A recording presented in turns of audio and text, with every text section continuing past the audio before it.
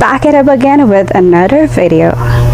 Kung bago ka lang sa channel na to, please don't forget to like, subscribe, click notification bell para lagi kang updated. For today's video, I'll show you how to edit new TikTok trend, Ikaw lang. May entry ka na ba? Kung wala pa, para sa ito. Okay, simulan na natin. Punta lang tayo sa ating TikTok account. Gawa lang tayo ng video na gusto natin i-edit. Ay, aura-aura lang tayo dyan. And click mo lang yung 3 dots. Then, save video. Ngayon lang natin ma-save yung video natin sa ating gallery.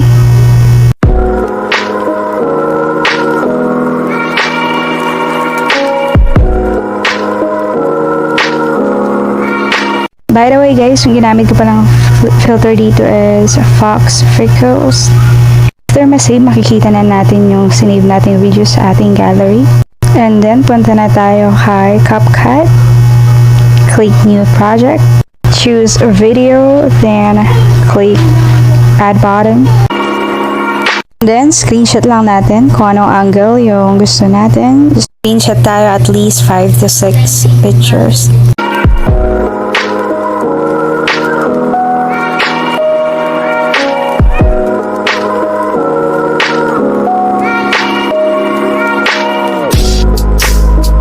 After that, balik tayo kay gallery. Crop natin yung mga ni-screenshot nating photo. And then, choose photo you want, edit, and crop.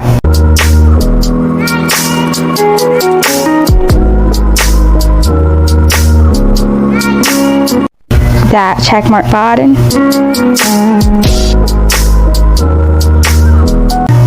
Save. Continue with the process hanggang mag-crop natin lahat.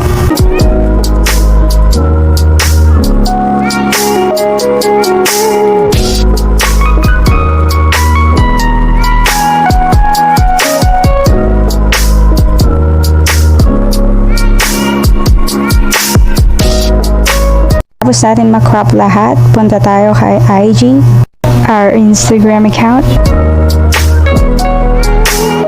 And then go through your story.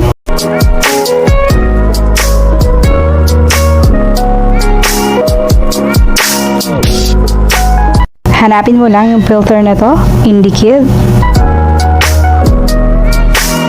Choose photo.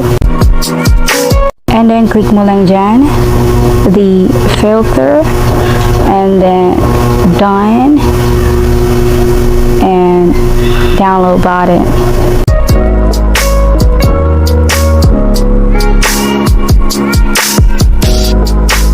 Filter lang natin lahat ng pinap nating photo kanina. After that, balik na tayo kay Capcut. Click natin yung video kanina. Then, start na tayo mag-overlay. Click overlay button and then add overlay. Click photo and then add. Overlay lang natin kung saan natin sila ni-screenshot.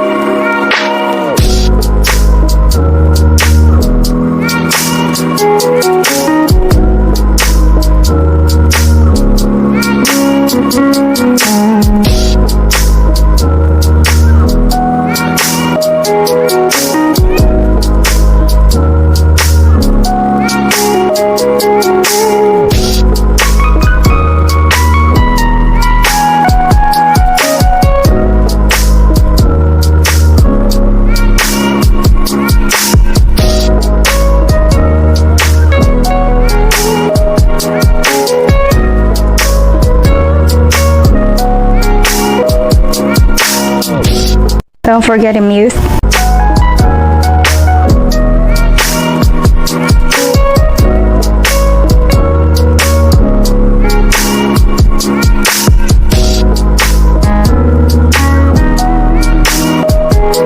So, as you can see, maikli lang yung video ko. It's only 7 seconds. So, i-add ko yung same video para humaba siya. And then to add video, click mo lang dyan sa may plus button. Then, pili ka na ng video. Click add. Ayan, 14 second na siya.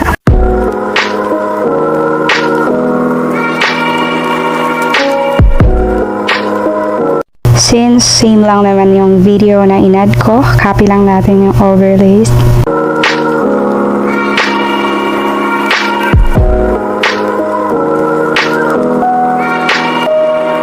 Click lang natin yung overlay.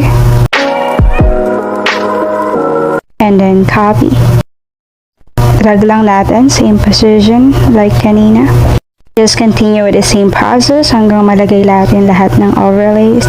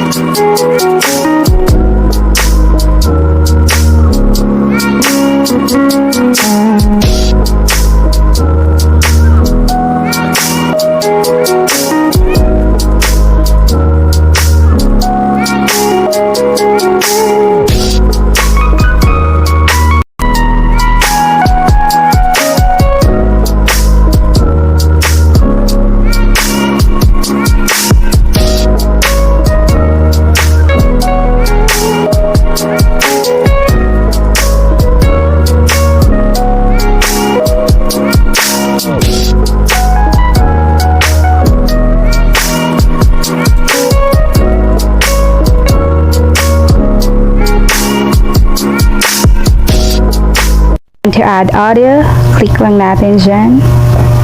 Click audio and then extract. And then punta tayo kay gallery. Pili tayo ng video kung saan tayo kukuha ng sound and click import sound only.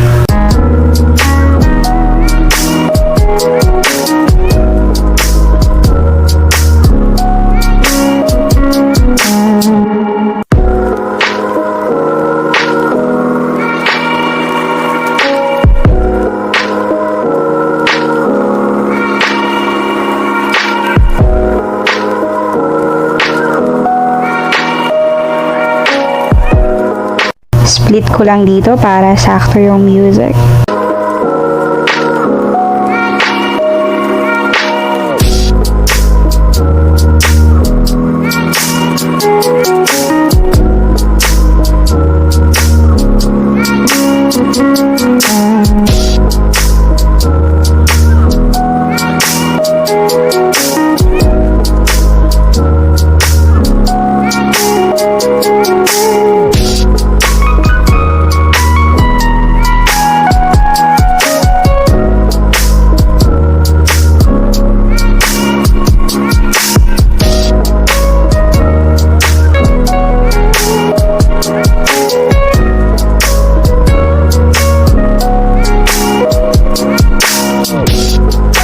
And to export, click mo lang dyan sa download button.